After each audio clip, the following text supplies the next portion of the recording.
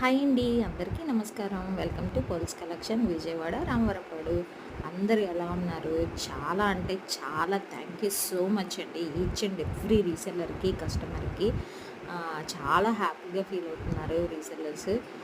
One డేలోనే వచ్చేసింది madam, urgent order, నేను ఇంకా లేట్ అవుతుంది అనుకున్నాను, బట్ వన్ డేలోనే రీచ్ అయిపోయింది అని చెప్పారు. చాలా హ్యాపీగా ఫీల్ అయ్యారు.